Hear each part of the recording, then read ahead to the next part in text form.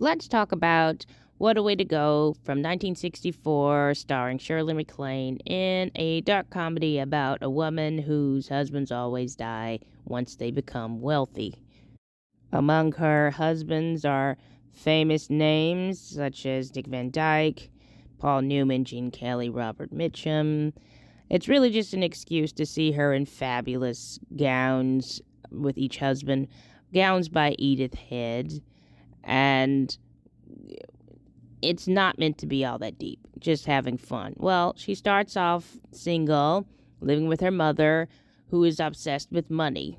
So she tells her daughter, "You've got to go marry a rich guy, a specific rich guy." And she's like, "I don't love him. It doesn't matter. That man has money. You go and get it." And the man is Dean Martin. And he's an arrogant person, so she doesn't like him. And she decides, okay, well, I'm trying to get away from him, and the way to do that is to marry Dick Van Dyke, who is a simple guy who lives a simple life with a little cottage on the lake, which is actually prime real estate, but they do nothing. And that's what she loves. She loves to do nothing. So she likens their marriage to a silent film.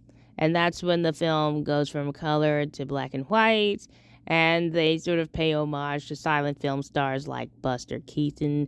And of course, it's Dick Van Dyke at his sinewy best.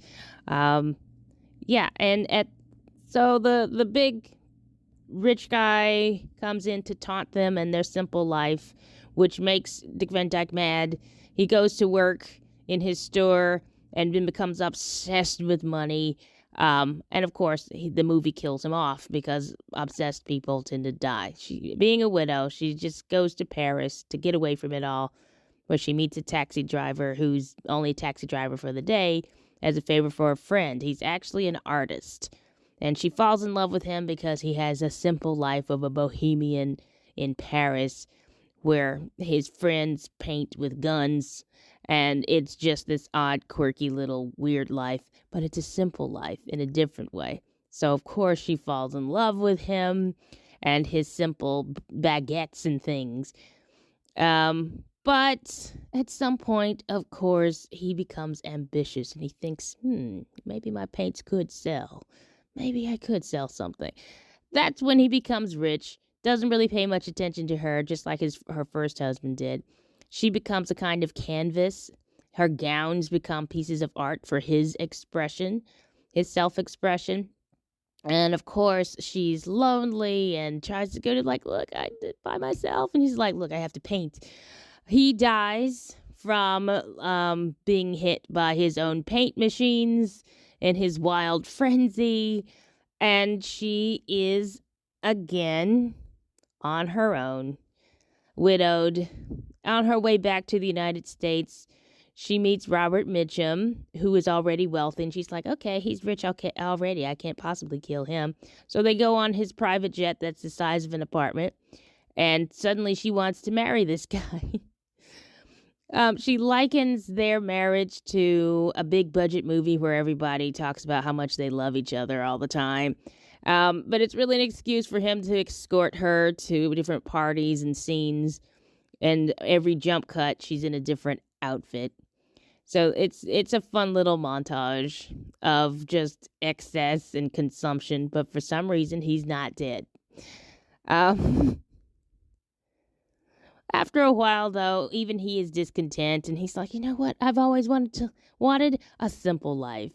So they chuck everything and go to a farm where he gets kicked by a bull, and she is widowed again. Traveling to nowhere, she just sort of stops into a cafe where she meets Pinky, played by Gene Kelly, who's a hoofer who doesn't do very well. So, of course, she finds him extremely attractive and thinking, oh, I can live a simple life with this guy. We'll always have nothing. And so they decide, she decides, oh, this is like a musical with this man. And of course, they have a musical montage, which is fun.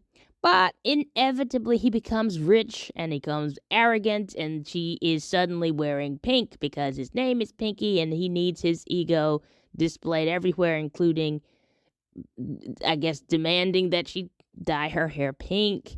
She's wearing pink from head to toe. It's a whole thing. He dies being trampled by his fans in a scene not unlike that in Singing in the Rain. She was never comfortable with this lifestyle anyway. Just like, oh, the fans and the crowds. It's just not her thing. So he's died, and she is widowed again in her sad little person in her pink palace. And we're back to the therapist, which I didn't mention before. But she's saying all of this. This is a whole a flashback because she's talking to her therapist like, what's wrong with me? I always make my men rich and then they die. And then suddenly he's proposing to her. Her therapist is proposing to her in a violation of everything that's good and right in the therapy world. She's like, but I can't marry you. You'll die. And he's like, I don't care. I just want the money. So it's funny. She doesn't marry him because she runs into the first rich guy, the first guy she dated, the Dean Martin character, but for some reason he's not rich anymore. I think her first husband put him out of business. I can't remember. But yeah, so he's living a simple life now, and she's like, oh, you're attractive. So I guess the fact that he was arrogant and off-putting and possibly a predator wasn't a problem. It was just the wealth. So they live happily ever after in their little cottage, and she's back to the gingham tablecloths and the plaid and all of that. And she's very happy. They suggest that this is the last husband, but really, is he? I don't think so. What a Way to Go is just an excuse to watch Shirley MacLaine go around in beautiful gowns and to see famous men and, wonder who's coming next. Well, now that I've told you who's coming next, it's no surprise. But, yeah, it's just a fun little romp, eye candy, with famous and familiar faces. Not a bad movie.